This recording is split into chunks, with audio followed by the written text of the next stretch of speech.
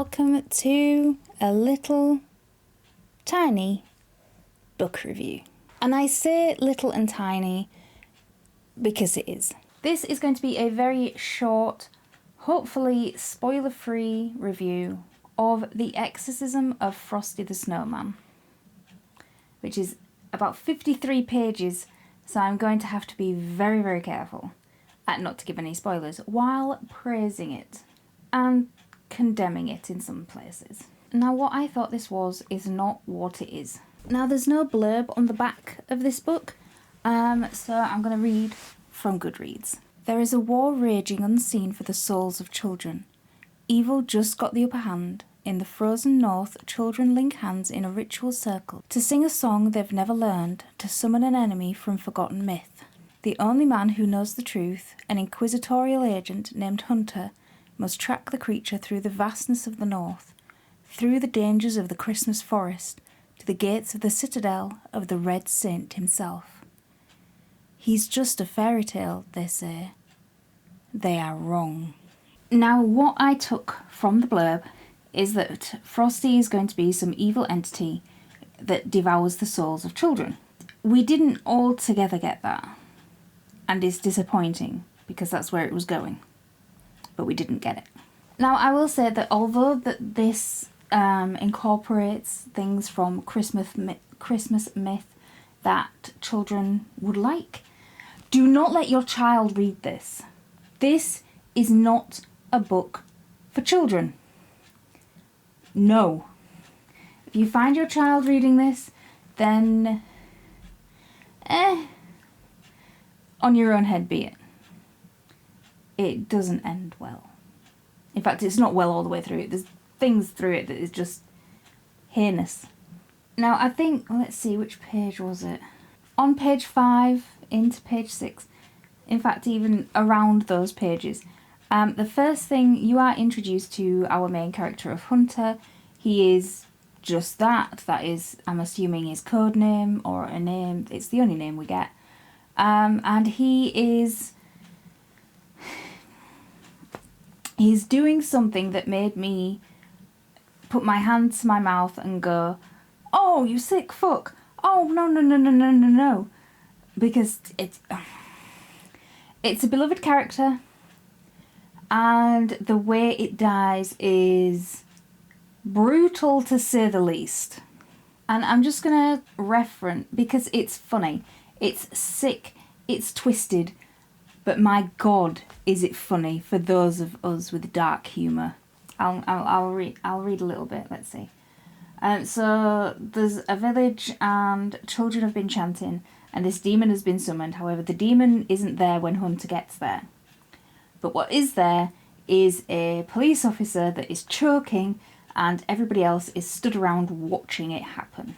So I'll just read this little excerpt because I found it funny. I strode to the downed officer's side and assessed his situation. The man was struggling to cough and grasping at his throat. His skin faded to a blue tint as he nodded his head vigorously.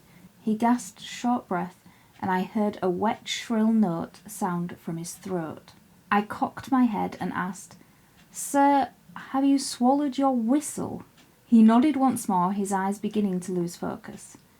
I cursed in my mind and glanced around. If it was who I thought it was, I should not be surprised at the casual cruelty.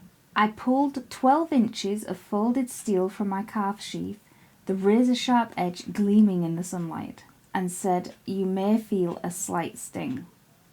His eyes widened as the blade flicked towards his neck, and he doubled up in panic at the sensation of steel parting the skin of his windpipe, his legs thrashing. I palm-struck him in the forehead and knocked his head back. "Please remain calm, officer. I only want to do this once." I dug my 2 fingers into the incision in his neck until I encountered the obstruction in his throat. Gently but firmly, I tugged the whistle towards the opening. So yeah, Frosty the Snowman shoves a police whistle down a police officer's throat, enough for him to choke, but not enough to die slowly. And his throat has to be opened in order to get it out. It's 53 pages, I remind you. That's kind of what you're getting with this. So yeah, it is not for children. Teenagers would probably get a kick out of it. It's absolutely unhinged. There's a quote near the back of the book that I had to, sort of drew out of it and went, yeah, I acknowledge that hit. It's no spoiler on the rest of the story, but it's this. He shouldered his rifle and paced across the raised stone dais his throne sat upon. Now there is an entity which understands the value of the team. The few short hours we've shared have been most illuminating. Did you know he already has a plan to make children more susceptible to the advances of vampires? Nick giggled as if it was the most hilarious thing in the world. Romance novels. He wants to produce romance novels where teen girls fall in love with the blood drinkers. He swears that it will make girls actually welcome their seductions.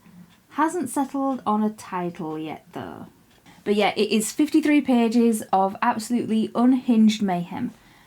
Now, do I have a criticism of this, given it's, it's so small? Yes, I do. I have a few. What I thought it was, it wasn't. I thought there was going to be a lot more soul stealing of children. I thought children were going to be in great peril. But they're not. There's a child that is missing that seems to be forgotten about. It's never quite explained. And I thought that this was a novella of something that was part of a bigger universe, like some of them are. From what I can find, it isn't. This is all the universe we get. And I don't... There's things referenced in this that would be part of a bigger universe. Hunter's employers, they don't just employ just him. There's a whole council of mythological, trackers. And it's referenced it's referenced more than once and is kind of integral to it. But it's not expanded on. So if there's no universe surrounding this book, then why is it in there for so short that it is? Does our time really need to be taken up with something that we're never going to see again? I did think that it's too short. 53 pages is a short story. It's not... I would say a novella would be a bit longer.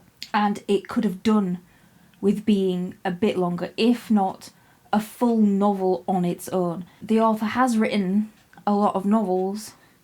Unfortunately, this isn't one of them. And I feel it could have been. And if it had have been a novel with more expanded upon, more delved into, more... It was a bit rushed. And I get that might be too much of a criticism given it's 53 pages and I knew that going in. But I feel that the story deserved a bigger foundation. If it was a short story set in a bigger world, I kind of get it. But from what I can gather, it isn't. If I find out later that it is, I will pin a comment below this video and take it all back. But at the minute, no.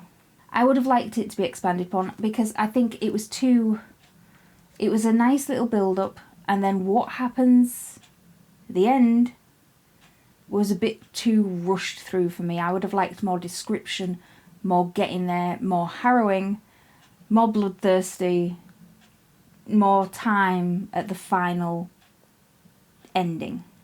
And I don't feel we got that. But what I will say, it is absolutely unhinged and so much fun. It's kind of a cross between... It's got all like the mythology, the like Christmas characters. You've got Father Christmas, Frosty the Snowman, the reindeer, the elves, all of that. Across those well-beloved, warm, soft characters and place them in the world being pursued by the likes of Van Helsing with the magic of the Polar Express and the bloodthirstiness of Watership Down. And you might say, well, what's Watership Down got to do with it? There's animals, there's cute fluffy creatures that are in this Christmas forest that we come into contact with. I'll leave it at that. But yeah, this is unhinged fun at Christmas time. And it took me about an hour, half an hour to read this. It's quick, it's fun, it's unhinged, and I recommend picking it up. So if you've read this, let me know down below. If you are going to read this, let me know your thoughts once you've read it. I feel like I've done quite a bit for this to remain a spoiler-free review. Even though I've read some experts, it is funny. I haven't read everything that I noted down that I found funny, because then I might as well just audiobook the thing. And I'm not going to do that.